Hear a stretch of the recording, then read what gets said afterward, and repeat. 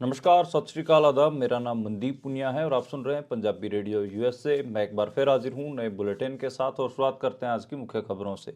रूस के राष्ट्रपति व्लादिमीर पुतिन ने एक प्रेस कॉन्फ्रेंस करके कहा है कि उनको पहले से ही यूक्रेन के ऊपर शक्तिशाली हमला करना चाहिए था। इसके अलावा उन्होंने डोनाल्ड ट्रंप को लेकर भी बड़ा बयान दिया है और कहा है कि वे उनसे पिछले 4 साल से नहीं मिले हैं। अगर वे इच्छा जताते हैं तो वे उनसे मिलने के लिए तैयार हैं।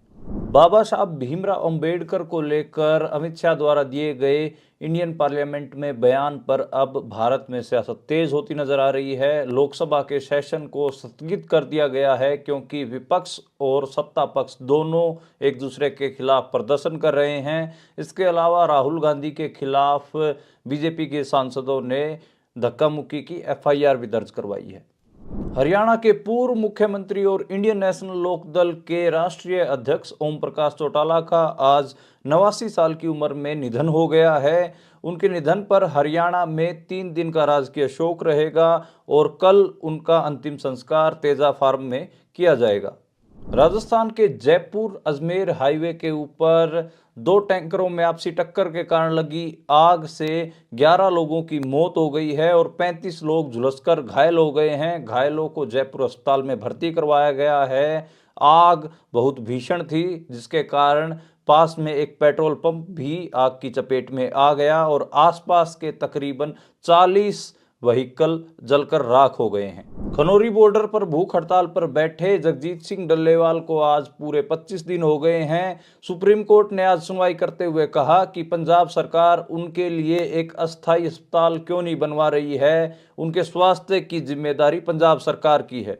ये थी आज की मुख्य खबरें। अब करते हैं इन खबरों का विश्लेषण और शुरुआत करते हैं पहली खबर से। पहली खबर रूस से आई और रूस यूक्रेन युद्ध के बीच में मैंने 2 दिन पहले आपको एक खबर दी थी जिसमें यूक्रेन के अटैक के कारण रूस की आर्मी के बड़े लेफ्टिनेंट जनरल की मौत हो गई थी और वो स्कूटर ब्लास्ट था जिसके कारण और भी कई लोगों की मौत हुई। इसके अलावा नॉर्थ कोरिया के सैनिकों की भी मौत होने की खबर थी। अमेरिका ने भी इसका दावा किया था। इसके दबाव में कहीं ना कहीं आज व्लादिमीर पुतिन को अपनी बात रखनी पड़ी है। उन्होंने आज अपनी वार्षिक कॉन्फ्रेंस में कहा है कि साल 2022 में ही रूस को पूरी ताकत के साथ यूक्रेन के ऊपर हमला करना चाहिए था, उनको ढिलाई नहीं देनी चाहिए थी।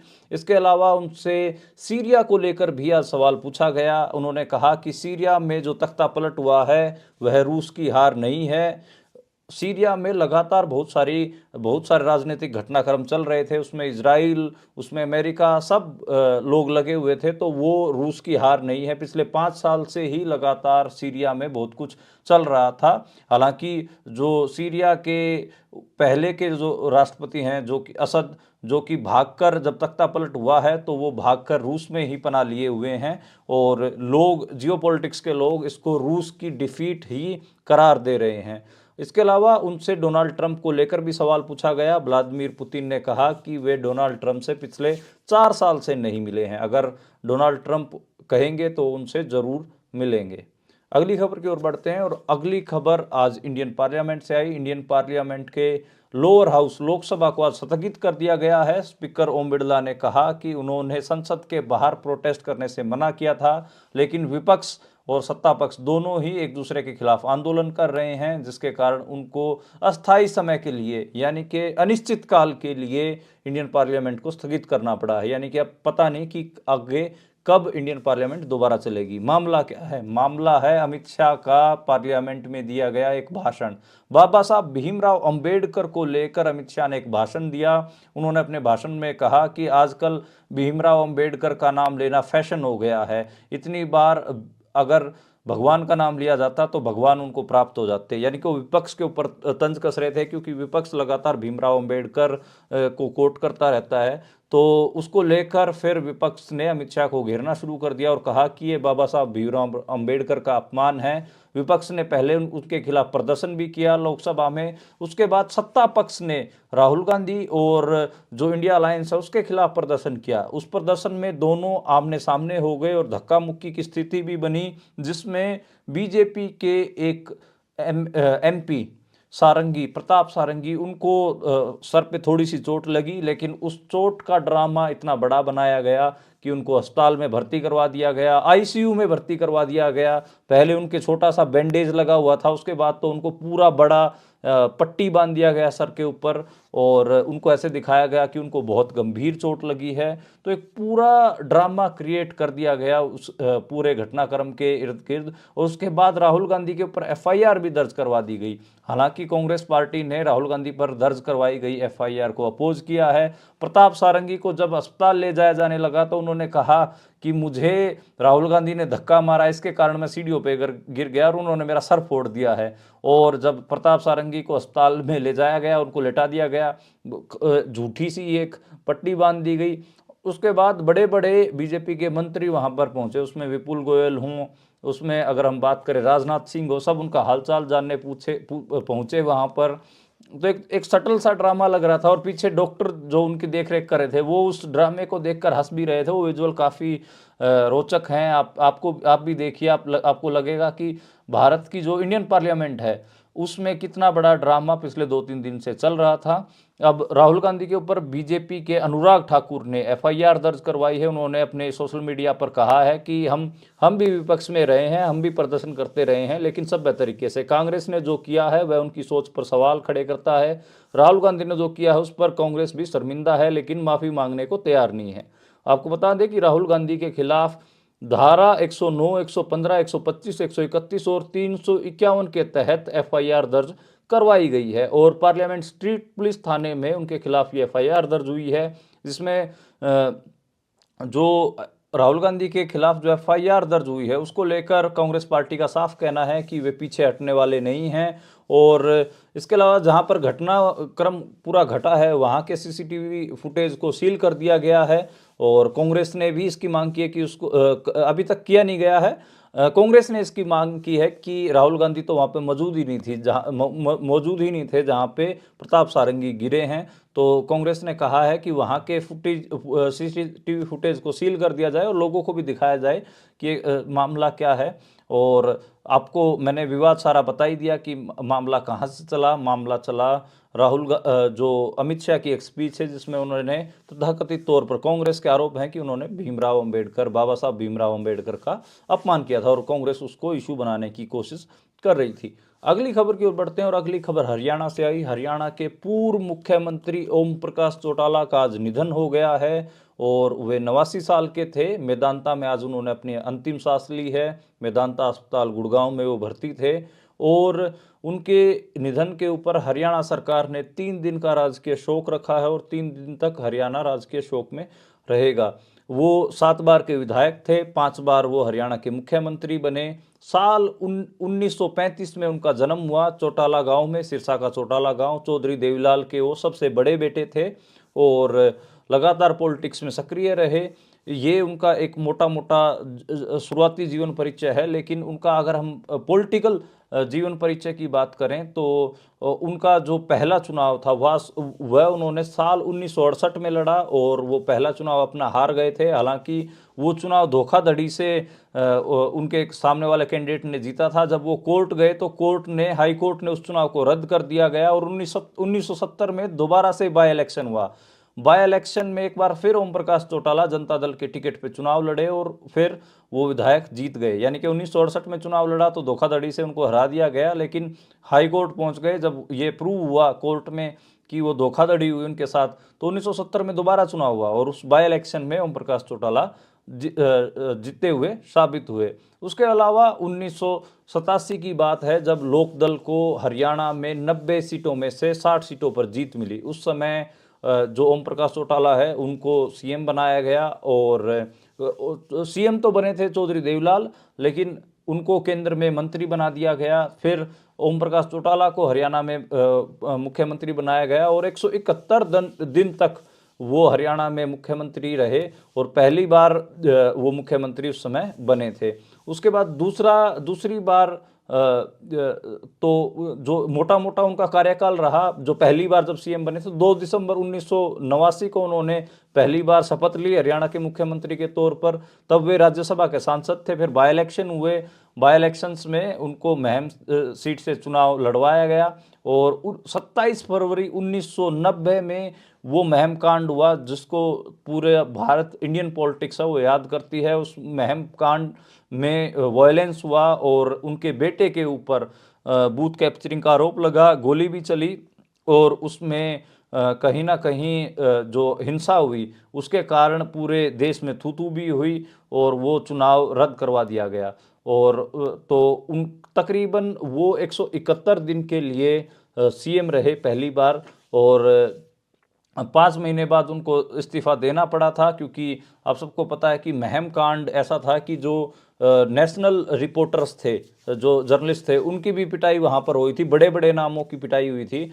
और उसके बाद जब वो कांड को बहुत एग्जेजरेट करके छापा गया, बहुत उसको ऐसे मसाला लगा के नेशनल मीडिया ने छापा, तो फिर जो इंडियन एक्सप्रेस के एडिटर थे अरुण शौरी, उनके ऊपर जो चौधरी देवलाल थे वो बरस पड़े थे। उन्होंने उनको माँ बहन तक की गालियां निकाली और अरुण शौरी ने इंडियन एक्सप्रेस के फ्रंट पेज के ऊपर वो जो चौधरी देवलाल ने उनको गालियां दी थी वो सारी छाप दी थी, जिसके कारण एक अनसेड प्रेशर बना और चौधरी देवलाल को इस्तीफा देना पड़ा। तो पूरा एक हिसाब से जो किसान पॉलिटिक्स थी वो एकदम घिर के खड़ी हो गई। और उसके बाद फिर जब ये सारा मामला हुआ तो उनको बैक फुट पे जाना पड़ा। फिर दूसरी बार सिर्फ 5 दिन के लिए वो सीएम बने और वो दिड़बा की बाई इलेक्शन सीट वो जीत गए।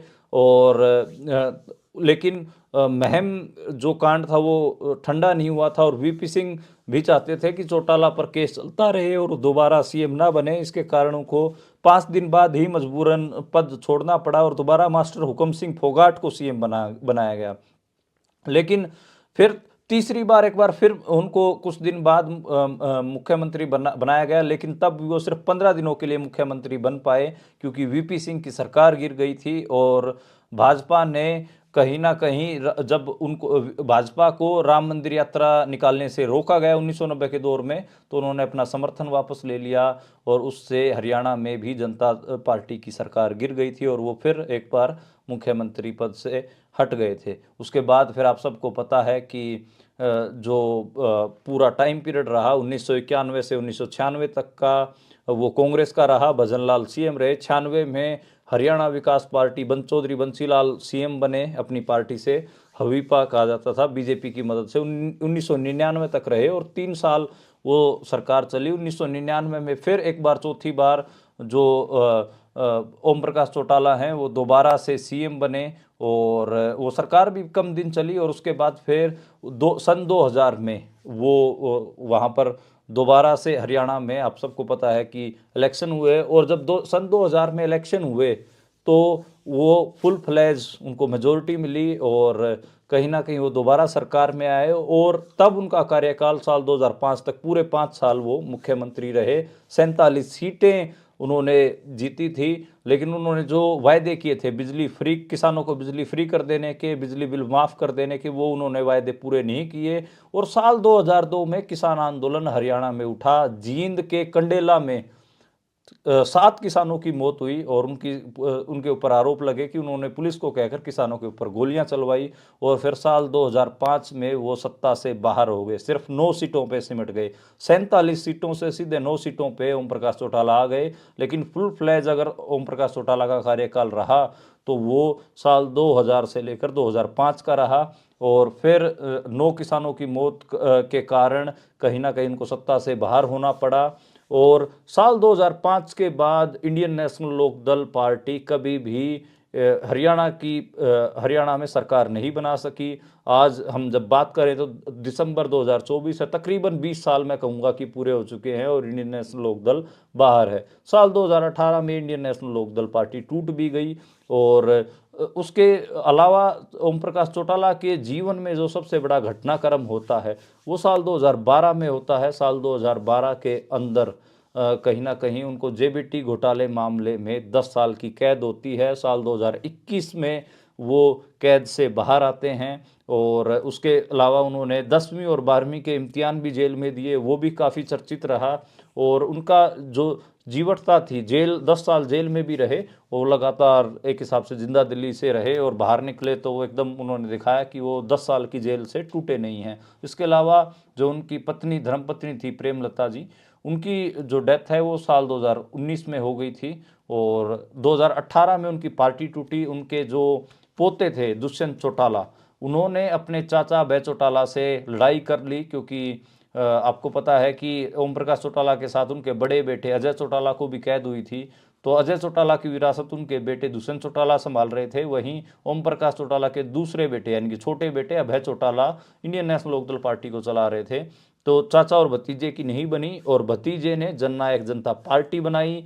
हरियाणा के 2019 में चुनाव हुए और 2019 के चुनाव में जननायक जनता पार्टी को 10 सीटें आई, वहीं इंडियन नेशनल लोकदल को सिर्फ 1 सीट आई। इंडियन नेशनल लोकदल ओपोजिशन में जाकर बैठा और जननायक जनता पार्टी यानी कि दुष्यंत चौटाला की पार्टी ने बीजेपी के साथ अलायंस किया और उन्होंने पूरे 4.5 साल सत्ता का सुख भोगा। उन्होंने किसान आंदोलन में भी इस्तीफा नहीं दिया, महिला पहलवान आंदोलन में भी इस्तीफा नहीं दिया, इसलिए किसान वर्ग में उनके खिलाफ नाराजगी बनी और कहीं ना कहीं बीजेपी ने मार्च 2024 इसी साल 2024 में उनसे अलायंस तोड़ लिया और हरियाणा के विधानसभा चुनाव से 6 महीने पहले अपना अलायंस तोड़ा।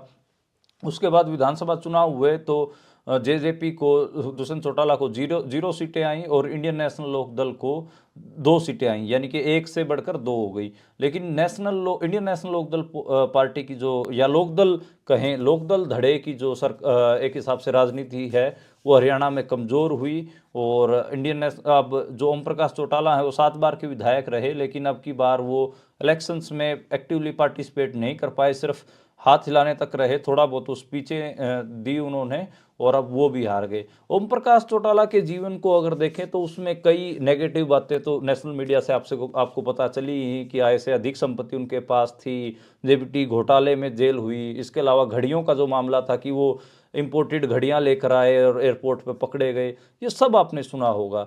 लेकिन उनके कुछ ऐसे पहलू भी हैं जीवन के, सिर्फ नकारात्मक बातें नहीं होती, कुछ सकारात्मक बातें भी होती हैं। हालांकि कंडेला कांड भी है जिसमें 9 किसानों की मौत हुई, लेकिन कुछ अच्छे काम भी उन्होंने किए। जब तक वो मुख्यमंत्री रहे हरियाणा के किसानों की फसलें कभी भी मंडियों में रुड़ी नहीं, हमेशा टाइम पे बिकती थी। उन्होंने हरियाणा के गाँव में ज़्यादा पैसा लगाया और उनको कुशल प्रशासक भी कहा जाता था और उनकी एडमिनिस्ट्रेशन के ऊपर पकड़ भी थी। इसके अलावा उन्होंने बुढ़ापा पेंशन को भी बढ़ाया और हरियाणा के बुजुर्गों को भी सम्मान दिलाया। डेवलपमेंटल पर्सपेक्टिव में उन्होंने गुड़गांव को एक मॉडर्न सिटी के तौर पर डेवलप किया। इसके अलावा खेतीबाड़ी और रूरल जो ग्रामीण जो डेवलपमेंट है उसमें भी उन्होंने काफ़ी विकास किया, नहरें बनवाई, इसके अलावा मंडियां पक्की करवाई। तो ये सारे कामों के लिए भी ओम प्रकाश चौटाला को याद किया जाएगा और मुझे लगता है कि आज उनकी मौत हुई है तो हमें उनके पॉजिटिव साइड्स के ऊपर ज़्यादा बात करनी चाहिए। तो मैं कहूँगा कि वो एक कुशल वक्ता थे और काफ़ी अच्छा बोलते थे। मैंने तो उनको कई बार बोलते हुए सुना और साल 2001 के बाद मेरी मेमोरी उनके है तो मैं अगर कहूँ कि उनको मैं 23 साल से लगातार देखता आ रहा था और 2001 में पहली बार मुझे ध्यान है कि चौधरी छोटूराम के जन्मस्थली के ऊपर वो लाहौर गए थे और चौधरी छोटूराम से जुड़ी यादगारी चीज़ें वो सापला में लेकर आए। वहाँ पर उन्होंने चौधरी छोटूराम का संग्रहालय बनवाया और वहाँ पर उनका भाषण मैंने पहली बार सुना और वो काफ़ी एक हिसाब से सधा हुआ भाषण था। फिर उसके अलावा फिर तो लगातार भाषण सुनते रहे। जब वो बोलते थे तो आपका उठकर जाने का मन नहीं करता था। बिना लिखे हुए भाषण के वो अपना भाषण बिना पढ़े बोलते थे। वो एकदम याद कर उनको सब यादें होती थी और बहुत लंबा बोलते थे। वो बहुत शानदार बोलते थे, बहुत अच्छे वक्ता रहे। दूसरी बात कि हमेशा से ग्रामीण हरियाणा को लेकर वो चिंतित रहते थे और हरियाणा के ग्रामीण इलाकों की डेवलपमेंट का अगर विकास पुरुष किसी को कहा जाएगा तो वो ओम प्रकाश चौटाला को कहा जाएगा। बुजुर्गों की बुढ़ापा पेंशन बढ़ाने का भी उन्हीं को श्रेय दिया जाएगा और हरियाणा में गुड़गांव की डेवलपमेंटल को, इंडस्ट्रियल जो डेवलपमेंटल है उसका खिताब भी कहीं ना कहीं ओम प्रकाश चौटाला को ही दिया जाएगा। तो एक हिसाब से एक हरियाणा की पॉलिटिक्स में वो आखिरी धोती कुर्ते वाले पॉलिटिशियन थे। अब हरियाणा की पॉलिटिक्स में सब कुर्ता पजामा वाले पॉलिटिशियन बच गए हैं। ऐसा पॉलिटिशियन जो धोती और कुर्ता पहनता था वो आखिरी थे और उनकी कमी हमेशा खलेगी हरियाणा की पॉलिटिक्स में। और जो लोकदल पॉलिटिक्स है वो भी हरियाणा में पिछले समय में काफ़ी कमज़ोर हुई है। अगली खबर की ओर बढ़ते हैं और अगली खबर जगजीत सिंह डल्लेवाल के बारे में। उनकी हालत काफ़ी सीरियस है और 25 दिन हो गए हैं उनको भूख हड़ताल के ऊपर। आज 25 दिन उनकी भूख हड़ताल के पूरे हो गए हैं। सुप्रीम कोर्ट में आज सुनवाई भी थी। सुनवाई में सुप्रीम कोर्ट के जज ने सूर्यकांत ने कहा, जस्टिस सूर्यकांत ने, कि पंजाब सरकार की पूरी जिम्मेदारी है कि डल्लेवाल की सेहत का वो ख्याल रखें। इसके अलावा आज जो पंजाब की तरफ सरकार के जो वकील थे उनसे सुप्रीम कोर्ट ने उनकी रपटे भी मांगी, उनके स्वास्थ्य के बारे में भी पूछा। इसके अलावा ये कहा कि पंजाब सरकार 700 मीटर दूर अस्थाई अस्पताल बना के उनको उस अस्पताल में शिफ्ट कर सकती है। इसको लेकर पंजाब सरकार के वकील ने कहा कि वे किसानों और सरकार से बात करके इसके ऊपर अपडेट देंगे। अब कुल मिला के बात यह है कि सुप्रीम कोर्ट की नज़र में उनका पूरा मामला है और उन्होंने इसको लेकर डल्लेवाल ने भी एक 6 पॉइंट की चिट्ठी सुप्रीम कोर्ट को लिखी। उन्होंने कहा कि आपने मेरी सेहत के बारे में का संज्ञान लिया, आप काफ़ी चिंतित हैं, उसके लिए शुक्रिया, लेकिन जिन किसानों को आत्महत्याएं करनी पड़ी सरकार की गलत नीतियों के कारण, उनसे तो ज़्यादा कीमती मेरी जान नहीं है। दूसरा, उन्होंने ये कहा कि एमएसपी गारंटी कानून को लेकर तो संसद की जो स्टैंडिंग कमेटी है, परमानेंट स्टैंडिंग कमेटी है एग्रीकल्चर के ऊपर, उसने भी कह दिया है कि एमएसपी पे गारंटी कानून बनना चाहिए, तो वो आप बनवाइए प्लीज़। तीसरा, उन्होंने कहा कि हम जो कुछ मांग रहे हैं वो ऑलरेडी सरकार हमसे वादा कर चुकी है। अब सरकार अपने वायदे से मुकर रही है तो आप सरकार को अपना वादा मानने के लिए बाध्य करिए। उन्होंने नरेंद्र मोदी का भी हवाला दिया कि नरेंद्र मोदी ने भी उनकी डिमांड मांगी थी। साल 2018 के अन्ना आंदोलन का भी जिक्र किया, जब उन्होंने कहा अन्ना आंदोलन 2018 में अन्ना के साथ उन्होंने भूख हड़ताल की थी दिल्ली में, तो उनको ये कहा गया था कि 3 महीने के अंदर स्वामीनाथन रिपोर्ट लागू कर देंगे, तो उसका भी उन्होंने कहा।